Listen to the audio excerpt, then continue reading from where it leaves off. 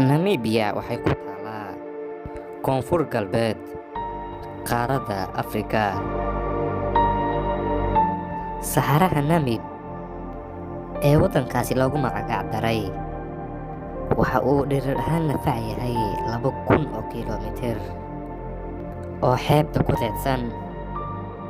Waqooyiga saxarahaas waxaa sidii halbowlaha dhiigga u dhex jeexo togag waaweyn, waxaana ka mid ah toga loo yaqaano Huani. Waxa ay sida faleembada oo kale u dhex martaa saxaraha angegan, waxa ayna ku dhammaataa badweynta Atlantic. Togan aagiisa waxaa keliya oo ka bax karo geedaha xididada dhaadheer sida geedka Ana. Meeshan toga ah waa meesha keliya ee saxaraha Namib ay duurjoogta ku noolaan karaan, waxaana ka mid ah maroodiga saxaraha. Maroodiga saxaraha marka loo barbar dhigo maroodiyada kale ee caalamka, iskiiba waxa uu ka kooban yahay tiro yar oo maroodiga ah. Maroodiyadan waxaa hogaamiya midda dhadiga ee ugu weyn qoyska. Qoyskanna waxaa madax u ah Chlorissa. Maroodiyadan ma kala haraan. Chlorissa oo ah hogaamiyaha qoyskan waa midda keliya ee aqoonta u leh sida loogu noolaado saxarahan angegan. Miraha geedka Ana hadda waa kuwa bisil. Chlorissa waxay aqoon u leedahay mid walba oo ka mid ah geedaha.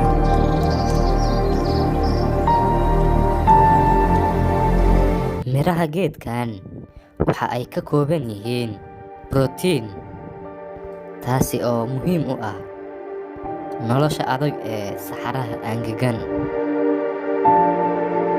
Maroodiga saxaraha dhalmadooda ayaa yar, sababtuna waxay tahay nolosha adag ee saxaraha. Kuwa labka ah waxay la joogaan hooyadood ilaa ay ka gaarayaan 6 sano. Hardankan ay sameynayaan waxa ay u tababartaa nolosha adag ee saxaraha. Labka da'da ah ee maroodiga waa kuwo kalinimo ku nool. Maroodigan Jabi waa mid xirfad fiican leh. Maroodigan Jabi waa mid khibrad u leh nolosha saxaraha. Walaalkiis ka yar Jabi waxa uu eegayaa walaalkiisa Jabi oo dhulka keenaya laamaha dhaadheer ee geedka Ana. Dooxadan marka la joogo, Jabi waa mid ku caan ah xirfadahan oo kale. Jabi xirfadan waxa uu ka bartay aabihii. Walaaltinimada marka la joogo saxaraha xad ayay leedahay, oo Jabi waa uu u diiday walaalkiisa inuu la qaybsado laantii. Aabahooda Oltas waa mid da ahaan 60 sano kor u dhaafay.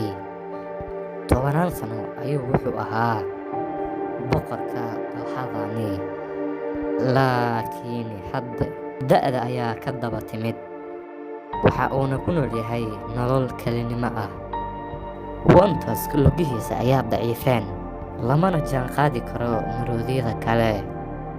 Maroodigan da'da ah waxaa kor ka eeganaya dabacadan, midaasi oo ku nool dooxada Huani.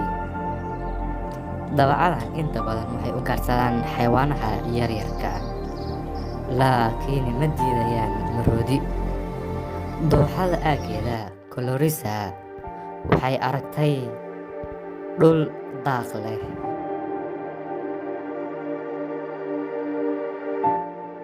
Waxa ayna leeyihiin xirfad ay ku fuuli karaan buuraha. Maroodigii da'da ahaa ee Wantas waxa uu gaaray geedka Ana ee ku yaalo dooxada Huani, laakiin Clarissa iyo qoyskeeda waxba uma aysan reebin. Waa uu la ku hungoobay. Noolayaasha ku nool saxaraha Namib, badqabka waa shay muhiim ah. Waxa ayna la qabsadeen in ay beryo badan biyo la'aan ku joogaan. Qaar badan oo ka mid ah biyaha waxay ka helaan cunnada iyo daaqa ay cunaan.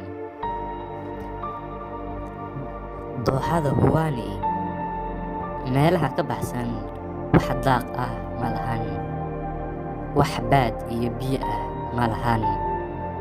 Meeshan waxaa keliya oo ku nool noolaha yaryarka sida jiraca saxaraha Namib.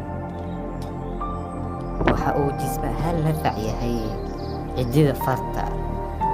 Sida noolayaasha kaleba, jiracan waxa uu ku tiirsan yahay biyo si uu u noolaado, taasi oo keentay in uu la soo baxo istaraatiijiyad cusub, istaraatiijiyad qaas ah.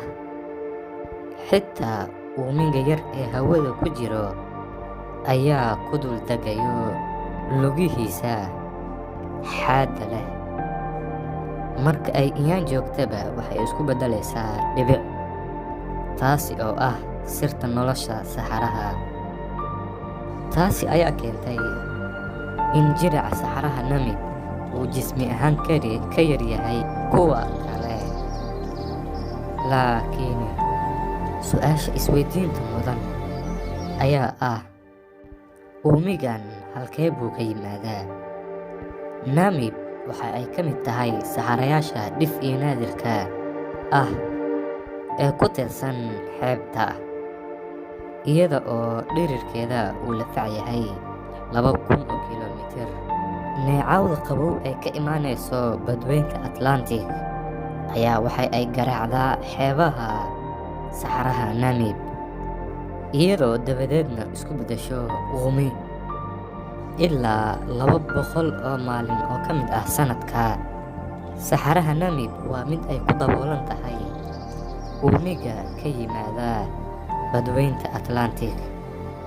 Neecawda ka timaada badweynta Atlantic keliya ma keento uumi iyo biyo, waxa ay sidoo kale soo jiidataa noocyada kala duwan ee noolaha badda. Xayawaanaha faa'iidada ugu badan ku qabaan waa libaax badeedka. Qoyskiiba oo libaax badeedkan ah waxa uu ka kooban yahay in ka badan 100,000 oo libaax badeed ah. Xilliganna waxaa la joogaa waqtigii ay isboodi lahaayeen si ay u tarmaan. Midka labka ah ee ku guulaysto hardanka iyo dagaalka waa kan u haraa qoyska, oo waxa uu boodaa dhadiga.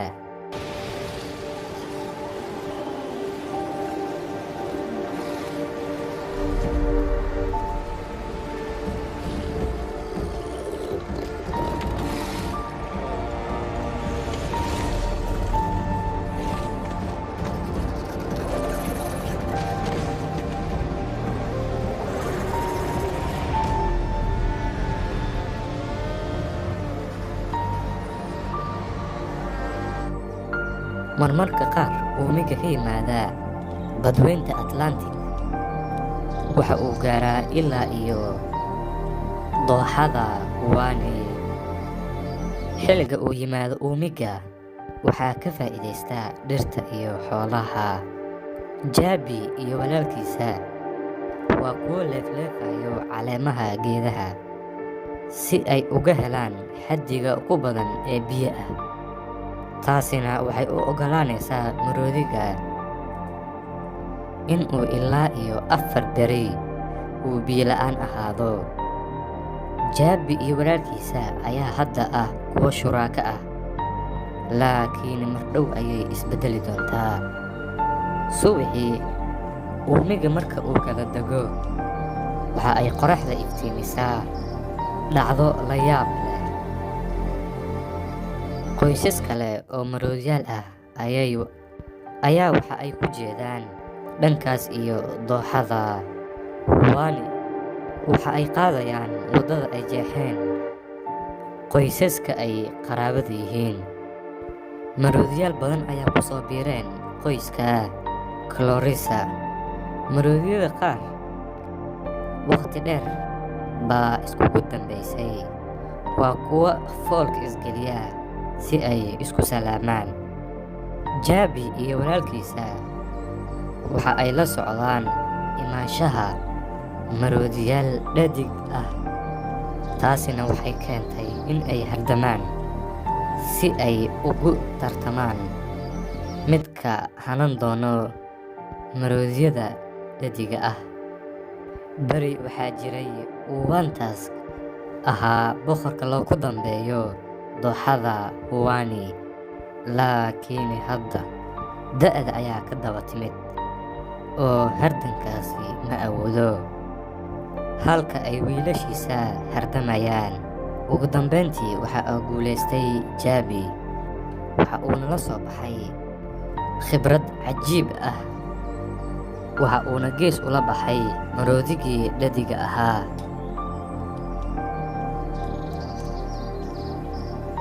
Qoraxda marka ay dhacdo, inta badan noolayaasha saxaraha Namib way seexdaan inta aanan ka ahayn xamaaratada, taasi oo habeenkii oo keliya firfircoon.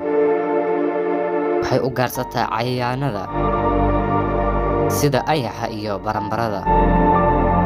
Sidii rakaha oo kale waxay leedahay cago balbalaaran, taasi oo u oggolaanayso in xamaaratada in ay ku kor socoto ciidda saxaraha iyada oo aanan hoos u gelin. Waxay leedahay cago balbalaaran taasoo u oggolaanayso in ay ku sabeyso ciidda saxaraha Namib iyada oo aanan hoos u gelin. Sidoo kale waa in ay xamaaratada is ilaaliso. Waxaa sidoo kale soo u gaarsatako maska, si la mid ah xamaaratada iyo maroodiga iyo noolayaasha kale ee saxaraha Namib. Maska xitaa nolosha oo saxaraha way ku adag tahay.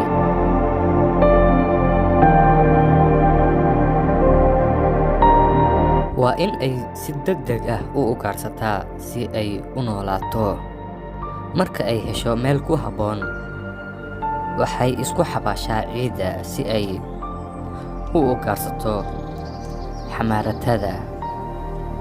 Maskan awooddiisa uu ku ugaarsado waa dulqaadka, taasi oo ay ka saacidayso midabkiisa u qaab eg carrada.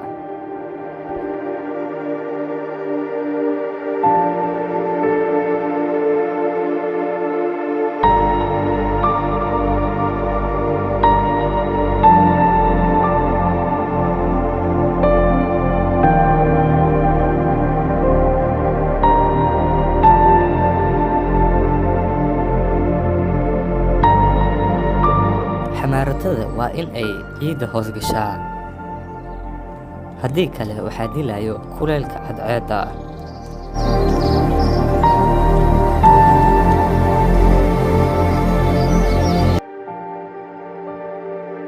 Xamaaratada waxay awoodaa in ay qodo god ilaa 1 mitir qodan.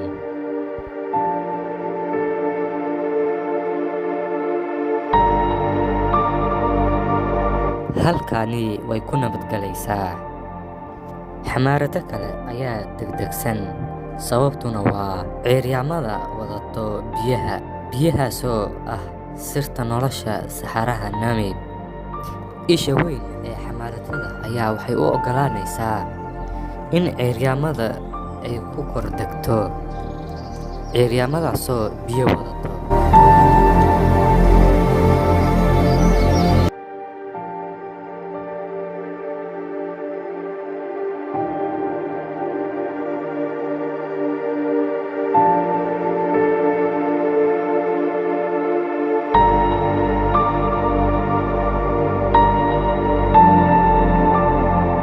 Dulqaadkii maska waa ay miro dhashay. Subaxan maskan wuxuu helay quraacdiisa. xilligii qaboobaa ee uumiga saxaraha Namib gabagabo ayuu marayaa, taasi oo halis weyn ku ah noolayaasha ku nool.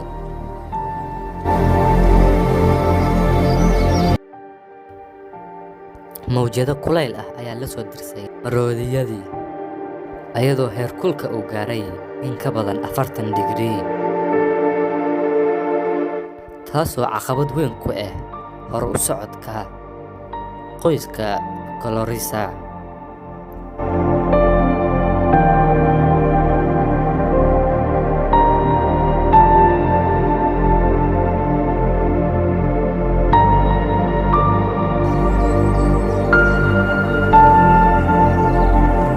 kulaylka xad-dhaafka ahaa ayaa wuxuu galaaftay nolosha maroodigii yaraa.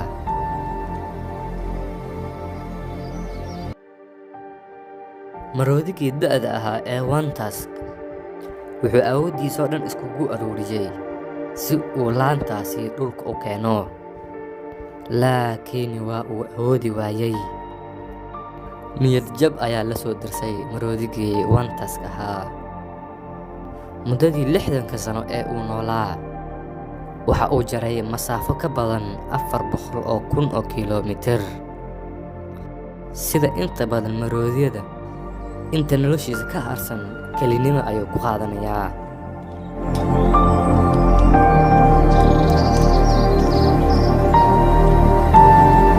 inkasta oo uu kulayl xad-dhaaf ah jiro, laakiin Colourissa iyo qoyskeeda waa in ay hore u socdaan si ay u helaan dhul baad iyo biyo leh.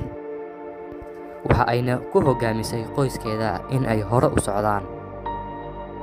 maroodiyada saxaraha ah waa in ay cunaan 200 oo kiilogaraam oo raashin ah maalin walba, ayada oo ku qaadato 20 saacadood. mid ka mid ah maroodiyadii ayaa waxa uu ka war helay ayadoo la ka tegay.